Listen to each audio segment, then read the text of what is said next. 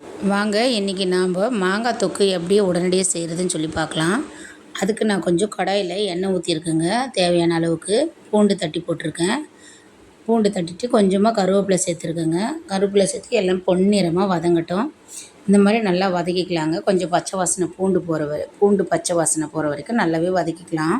பொன்னிறமாக வர்ற வரைக்கும் பாருங்கள். இந்த மாதிரி பொன்னிறமாக பொரிஞ்சு வந்துருச்சு. அதுக்குள்ளேயே நம்ம ஒரு பக்கத்தில் மாங்காவை துருவி வச்சுக்கலாங்க. துருவி எடுத்து வச்சுருக்கேன் நான். இப்போ பாருங்கள் பொன்னிறமாக வந்துடுச்சு.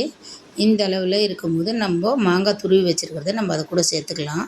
சேர்த்துட்டு நல்லா எண்ணெயிலேயே வேக விட்டுக்கலாங்க. ஒரு 10 நிமிஷமாவது கொஞ்சம் நல்லா வேகட்டும்.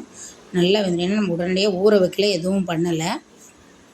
சில பேர் மாங்காவை கொஞ்சம் 2 நாளைக்கு ஊற வச்சு உப்பு தண்ணியில் ஊற வச்செல்லாம் போடுவாங்க. நம்ம அந்த மாதிரி செய்யலை. இது உடனடியாக சாப்பிட்றதுக்காக நான் செஞ்சுருக்கேன்.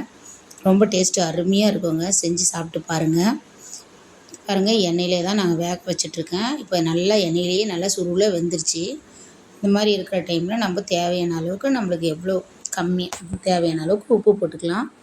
கொஞ்சம் கம்மியாகவும் போட்டுக்குங்க. மிளகாத்தூள் கொஞ்சம் சேர்த்துக்கோங்க. காஷ்மீரி மிளகாத்தூள் கலருக்கு வேணும்னா போட்டுக்கலாம். நான் எங்கள் வீட்டில் மிளகாத்தூள் தான் இருக்குது.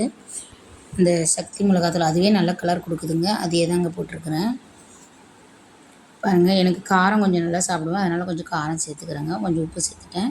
இந்த மாதிரி போட்டு நல்லா கிளறி விட்டுக்கலாங்க. இது செய்யறதுக்கு அதிக நேரம்லாம் ஆகாதுங்க. ஒரு 10 நிமிஷம் தான் ஆகும். கடகடன்னு நம்ம செஞ்சிடலாம். நல்லா மிளகாத்தூளும் உப்பும் போட்டுட்டோன்னே நல்லா பிரட்டி விட்டுக்கலாங்க. நல்லா எல்லாம் ஒன்று போல் சேர்ந்துடும். சேர்ந்து வந்தோடனே பாருங்கள், இந்த மாதிரி கலராக நல்லா கலர்ஃபுல்லாக நல்லாயிருக்கும் பார்க்குறதுக்கே. இப்போ நான் அதுக்குள்ளேயே கொஞ்சம் வெந்தயம், சீரகம், அரிசி கொஞ்சம் சேர்த்து வறுத்து அரைச்சி வச்சுருக்கேங்க. இடித்து வச்சுருக்கிறேன். அதையும் இதில் நான் சேர்க்க போகிறேங்க. பாருங்கள், இப்போ நல்லா சுருண்டு வந்துருச்சு. அந்த உப்பு மிளகாத்தூளோட மாங்காவோட சேர்ந்துருச்சு. இப்போ நான் அரைச்சி வச்சுருக்கிறேன். அந்த இடித்து வச்சுருக்கேன் இல்லைங்களா, அரைச்சும் வச்சுக்கலாம், இடித்து வச்சுருக்கலாம். நான் இப்போதைக்கு இடித்து தாங்க போட்டிருக்கேன். போட்டு நல்லா பரட்டிக்கலாங்க. அவ்வளோதாங்க, ஊறுகாய் ரெடி ஆகிடுச்சு. இப்போ நம்ம சுடு சாதத்தை கூட போட்டு நம்ம சாப்பிடலாம்.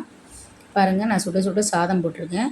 அதுக்கு மேலே நான் இப்போ வச்சுருந்த தொக்குவை மாங்காய் தொக்குவை அதுக்குள்ளே போட்டு நம்ம சாப்பிட ரெடி ஆகிக்கலாம். ரொம்ப சூப்பராக இருக்குங்க. நீங்கள் ஒரு டைம் செஞ்சு பாருங்கள். செஞ்சு சாப்பிட்டு பாருங்கள். வாரத்தில் 2 டைமாவது இது மாதிரி நீங்கள் செஞ்சுருவீங்க. அவ்வளோ நல்லா இருக்குங்க. ஒரு முறை செஞ்சு பார்த்துட்டு சொல்லுங்கள். உடனடியாக செஞ்சுக்கலாம். அடுத்த வீடியோவில் பார்க்கலாம். பாய்.